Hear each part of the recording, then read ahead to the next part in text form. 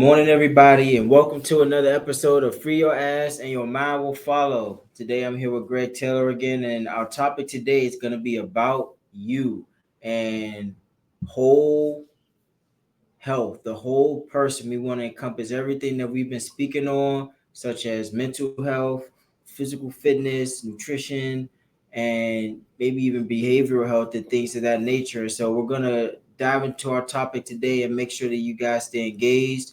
Make sure to like, comment, and subscribe to our YouTube channel so that you can get these videos weekly. We want to make sure to come to you guys with a lot of different content and keep you guys engaged with our YouTube channel so that you can be a beneficiary of the services that we offer. And so, with none other than Greg Taylor, how are you doing today?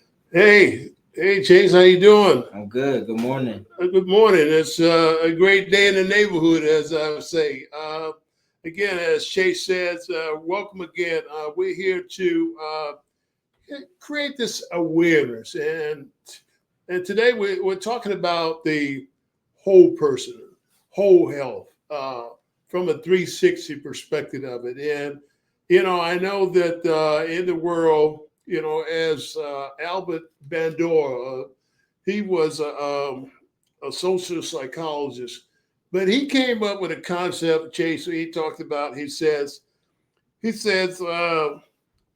our behavior is an interplay upon what we observe in the world and how we chose to reflect on it. Let me say that again. Albert Bandura says, our behavior is an interplay on what we observe in the world and how we chose to reflect on it. So think about that. What does that mean to you? It sounds like whatever my belief system is, that's what's going to be reflected in my actions and the way I behave. But is that gruency or what? What do you mean? What is said about gruent, the belief system, or is that perception? If, for example, your perception is the world is square when actually it's rectangular or circle or 360, it's based on perception. And I say all that to say that I'm not the expert in this, but I have years and years of experience and done a lot of things in this world, and talked to a lot of people from all levels. And the idea that this perspective, this shift in perspective, we got the racial tension going on in the world that shifts our perspective on what we believe. We have the economy. We had COVID, and COVID hasn't gone away, so that's still affecting people. And so we have other things too, the uncertainty, especially amongst the younger generation. It's take for yourself. College graduate, went through Ivy League high schools and private schools for boys at a younger age, and so you have excelled in that, but yet you're still trying to find your niche in the world. And like, what's missing, like the parts of it. And so one of the things we want to do is kind of lay it out there and hopefully give the audience some perspective of these loose edges, or I'll call them tentacles, that we need to put in perspective. And so we are pretty much a whole person, not a partial person. We have the academics, we have a job, but yet our health is failing us, or we perceive the economy or the ecosystem is affecting us, our well-being. Mental health is a big one. But is that a perception in some cases, or is that real? I would argue in some cases it's real, and others it's perception. Maybe because of being inundated with all these stresses in life, forces a person to say, well, I've been hearing this subliminal programming all the time about mental health. Maybe I got a mental health. So I'm going to raise my hand and say I got a mental health problem too, because that's perception. That's perhaps our behavior. Yeah. is an interplay between what we observe in the world and how we chose to reflect. And so the idea that let's kind of break it down a little bit. And so we threw a lot of things out there. One of the things that Chase and I always talk about is the social determinants of health and those things that impact a person's health. And you may not think about it, but if you think about health, it's your neighborhood, it's the environment, and it's also the economics, it's your education, it's access to fresh fruits and vegetables and stuff, grocery stores in your neighborhood, the transportation system. Mm-hmm. And all these things affect even the place where you go to worship.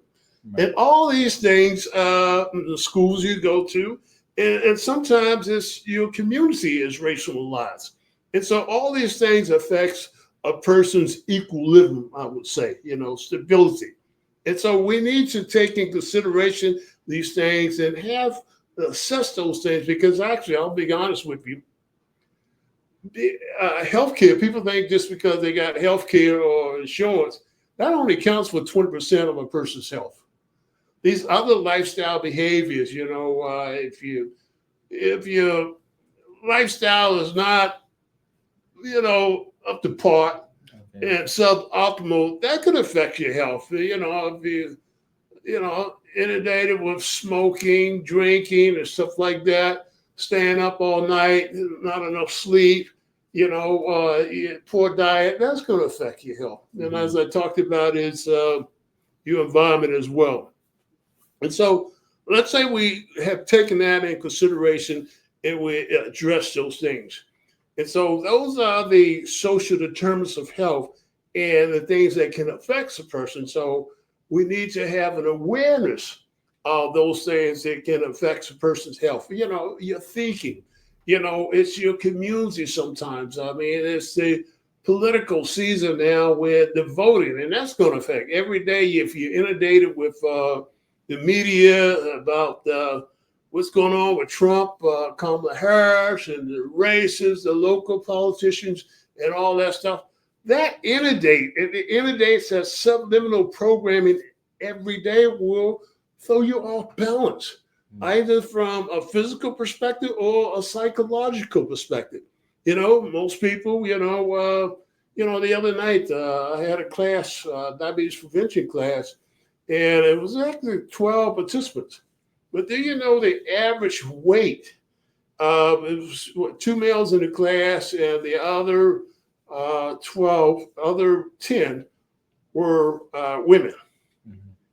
And some of these women were the height of 5'2", 5'6", weighing anywhere from 200 to 395 pounds. Wow. Yeah, wow, And some of these were young women. That's what, young women, where, as we talked about, is being in that bubble, in that circle, and you're trying to get out. You're trying to escape by improving your education system, doing the right things to advance your career, going to school, but you're stuck in that bubble. And sometimes that bubble will have a tendency to say, I'm stuck, and so the way I get out of it, I'm just going to consume food. Mm-hmm. And then at the point in life where you go to the doctor, and the doctor says, "Oh, you got diabetes now, pre-diabetic," because sometimes it's caused by weight, the excessive weight. Sometimes it's caused by what we're consuming, especially the high glucose in your bloodstream.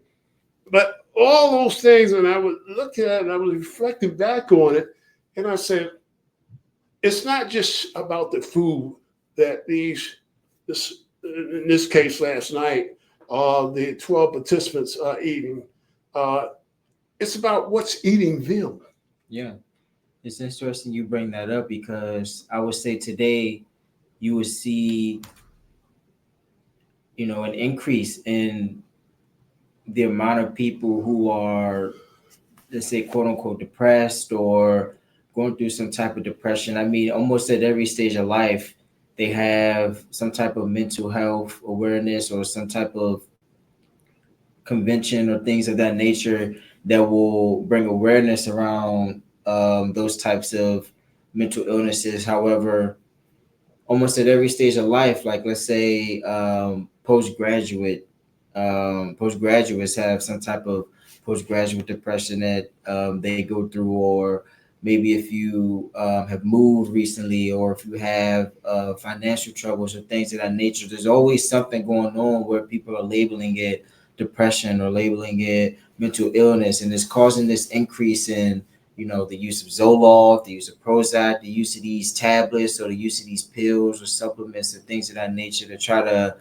maybe bring one's weight down or increase their ability to sleep or increase their dopamine levels so that they feel some type of excitement or some type of ability to have energy and things of that nature. So we see a real increase in all of these things, even with the increase of energy drinks, like you have 5 hour Ergogenics. energy and all those things. They're being sold to us because of this. Fast-paced Yeah. society. And one of the things you mentioned up and then is you mentioned the ergogenic drinks and stuff like that. And you go in the local stores and, you got all these energy drinks and 5 hours and all this kind of stuff and all these drinks and stuff like that to enhance our give us the perception that our performance is being enhanced by using all these ergogenic drinks. But I would say if you look at a lot of these drinks, all it's doing is raising your blood sugar levels up there. It's just like drinking a lot of coffee, But the idea that what Chase is referring to is the stage of change is at a fast pace now. And that's because if you look at the technological advancements, back in the industrial area, technology advanced with every 10 years per se. And then a few years ago, we talked about the Moore's Law, where technology advanced every 18 months. But folks, I will tell you today, with innovation, creativity, technology is changing overnight, and especially with artificial intelligence now. And so we are grasping to trying to catch up at that fast pace. It's like one of those what do you call it? The guinea pig on the the hamster wheel. The hamster wheel. We're just trying to catch up, and we cannot sustain that for a long time. So and so what we do, we grab for weed per se, calm us down. We grab for mental health counseling, behavior health counseling. Consume more alcohol. Spend more time on a cell phone, thinking that that's the savior. And so all these things we're basically grabbing for straws, folks. But I say that Albert Bandura had an interesting concept I came across back in, I think it was 2013, when he talked about in that situation, sometimes we got to take a strategic pause. I mean, stop, just stop. And think about what's going on in our life. And he talked about we need to thaw out because we are so ingrained, and it's difficult to move. It's difficult to think. As I talked about, the behavior is an interplay of what we observe in the environment and how we chose to affect. So we are ingrained there. But he said sometimes we need to stop, take that strategic stop, pause, and thaw out. Yeah, thaw out. You need to thaw out because when you thaw out, you can receive additional information. So once you thaw out, you receive additional information about self, your awareness, you do an assessment of self, and then you make a shift. You make a shift in your thinking based on what you're seeing and how to optimize your performance. And then you refreeze again.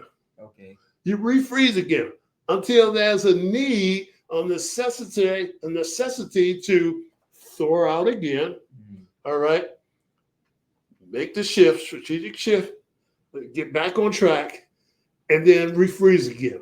So that's interesting. 3 words: thaw, shift, and refreeze. Remember that. You need to thaw out sometimes, take that strategic pause, thaw out, take in additional information, make that shift, and then refreeze again. Because what we're talking about is healing to thrive. And when we're talking about healing to thrive, we have to look at all the tentacles feeding us, like an ecosystem.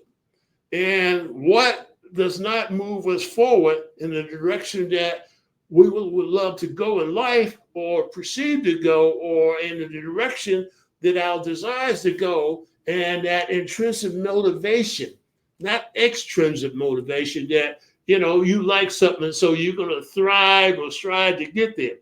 What drives you internally? What drives you here to say, this is my gut feeling. I want to live a better life. I'm a young person, and these are my dreams, and I'm motivated to pursue them. I'm going to get out of that bubble. I'm going to break through that bubble or that circle, because what I desire is outside of that circle. That circle could be your environment. Mm-hmm. It could be the environment. We talk about social, economic, environments and stuff like that. But some people of color, I have challenging getting out of that. So, well, I've lived there all my life, and so this is what's meant for me. Well, daddy did this, daddy had disease, diabetes, my mom had the diabetes, so I guess it's in my family life. No, you got to break through that. Break through it, have that healthy life. So the first thing it starts with, when we talk about healing to thrive, is create this awareness. What we talk about. This is awareness that we keep about what's going on in my life, making the thaw out, strategic pause, taking additional information, making that shift, all right, based on the information that we take in, and then refreeze again, right? And it's a continuous cycle, because what I learned in school was not going to benefit you. Right. You came years later, or what you learned in school would probably benefit me. And so we got to continue that awareness and create that awareness about us in the communication amongst the generation of folks. Mm-hmm. So we create this awareness. And once we create this awareness about what we desire, we want to stabilize our health. You heard that term, your health is your wealth? Mm. Stabilize your health, because without your health, I'll be honest. I mean, there's a lot of smart people, but when your health declining, you don't have the motivation, intrinsic or extrinsic, to do anything. Yeah. So we want to stabilize health, making sure our diet is up to par. We're not eating a lot of fast food and stuff like that. We're optimizing. It's just like an operating system, computer operating system. If you run in on old stuff, guess what? Software, hardware, your system's going to be slow. Okay. And the same thing goes for our body. So we need to have optimum fuel to move us forward. And that's what I call health stability. So once we have what I call the health stability, we want to look at what I call the hierarchy of needs. And this was a term, Abraham Maslow. He was one of the first human behavior scientists that looked at not so much what's wrong with a person, but what's good with a person. Okay. And he built upon that. And the first thing he says is, you got to look at the lowest level, and that's the foundation, the psychological level, your basic needs, for food, for water, and things of that nature. Once you get the basic needs down, the next one is security, a place to stay. You don't want to be homeless on the street. You want to secure that security, building a foundation for yourself. And then once you achieve that level, he said the next level of the hierarchy of needs is your belonging, more intimacy with your family, your significant others and stuff like that. And that will kind of help build the self-esteem. And once you get that, you say, well, gee, I want to be more than just for the family. I want to be this for something for my community.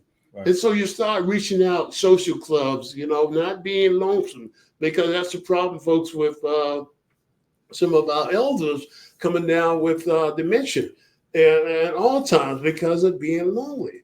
Mm. And so we got to keep that socialization. And so being part of the community. And once you achieve that community belonging, your self-actuation continues upward to when it comes to the point where all things are possible, self-actuation. And then there was another guy, Carl Rogers, he was a psychologist too. And he said, you got to make sure you take in consideration the environment too. Because sometimes the environment that you're operating in may not be optimal for your growth. So we need to take that shift again, as I talked about, thaw, shift, and then refreeze again. And so once we have achieved that, what I call the environment, we got to take consideration of the environment and making sure it's conducive to what you want to achieve. And so once you get to that environment of that, and then he talked about, I had a little note here. It says behavior. Your behavior must shift. Your behavior, your thinking, your civility. It's not about the world. It's about me. It's about me. It's not about how, what I'm observing in the world, but it's about me. And so you make that behavior shift. And then it comes to self-actuation. And self-actuation is about your belief system. I think I can. I think I can. I can. No, I can. I know I can. I think I can. I think I can. I know I can. And sometimes you have to use these things for, like, what was it? Nike said, just do it. Mm-hmm. Just do it. Do or die. Just do it. Don't worry about how I'm going to get to college. How am I going to get that new job? How am I going to pay the rent? Just go out there and do the things it's rightfully so to achieve the things that you desire. And then you get to the point where he actually talked about the growth conscious. You become more growth conscious about, all things are possible. All things are possible. You begin to believe in yourself that you can achieve. And once you get to that level of growth consciousness, it becomes like that. You ever saw that the guy, liberation. It's like I'm free. Right. I'm not dependent upon the outcome of the world, but I am free. I am free. So how many of these factors have to, let's say, go in your favor for you to be able to reach this level of liberation? Well, it's all these factors. I mean, this is just like a process. I kind of broke it down, and like I said, and some of the things in other podcasts we talked about it, but I just want to give an overview of it. But a lot of these situations, what I would say the first thing is you got to be grounded, congruency, belief in self, and then you got to start looking at, like I said, because a lot of folks are what I call frozen right now, based on their belief. And so we got to throw out, and we got to take all these things that we talked about in consideration and have an assessment of them and make sure that it is right for us and what we're doing, or it requires some correction. So what type of practices should someone put in place to be able to, progress and be able to reach that growth mindset, this, higher self-esteem, this confidence, this liberation? What types of steps can I put in place to be able to achieve, my, let's say, higher goals, or to be able to break out of this circle? Well, there's multiple ways. And so I'm not going to say that there's only one way to do it. It's multiple ways. For example, with Tailored for Life, we have this membership class where we go through, and over a period of 5 weeks, 1 hour a week, we have these seminars, workshops, and Zoom classes that will actually walk an individual or group through this. We talk about one of the things that I talked about earlier, that is belief, self-efficacy training, self-efficacy and resilience, being able to bounce back. And sometimes it's difficult for us to bounce back. So we talk about that. We talk about actually the even before that, we talk about the social determinants of health that impact our health. And then we come back and talk about self-efficacy, that's the belief system, and building resiliency. And then the following week, we come back and talk about these chronic conditions that we're hearing about with hypertension, high blood pressure, obesity, and all these things, diabetes, that, we didn't have that in the past, and nor should I want the residents to have that now. Yeah. And so we need to come up with a strategy to prevent this. And sometimes it means that we have to forego some of the things that we're eating. Okay? We want fuel. If you got a nice car, you're going to have high octane fuel in there because it runs better. Right. The same thing with our bodies. We got to rest. You don't run your car 24 hours a day. You rest that car. You clean it up, get checked up. The same thing requires of our bodies. Rest. When you rest, the body restores itself. Eat nutrition in, the body take that and provide energy, natural energy. And so the same thing for us, and how we think, the cobwebs in our mind. And so we talk about that. And then after that, we talk about even fitness. Folks, we got to get active, because when you're active, you make your system more optimal performance. You improve the performance of your system by moving around. And then we talk about the diet and health. And that's a big topic. And there was a lot of stuff on the market now to talk about. And as you mentioned, people are looking at the low performance of individuals. And so they're coming out with all these ergogenic drinks and all this stuff that you feed in your system that boosts your energy level up, and all it's doing is raising your blood pressure up and the sugar levels and stuff like that. And you're hyper. You go to work like, oh yeah, I need another a drink to keep me going. Yeah. And so, and then you got the jitters all day. And so we do that, and we have this five-part series, part of the membership. We make it affordable to the community, because we're in the business of helping people to thrive, not thrive, but thrive. Healing to thrive, folks. That's the focus.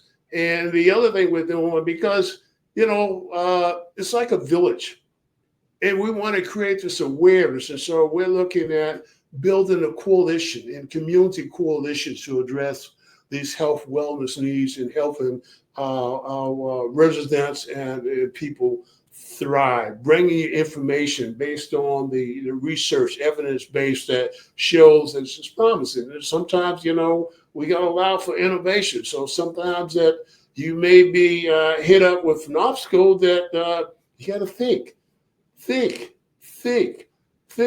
Socrates says, I cannot teach anybody anything, only how to think.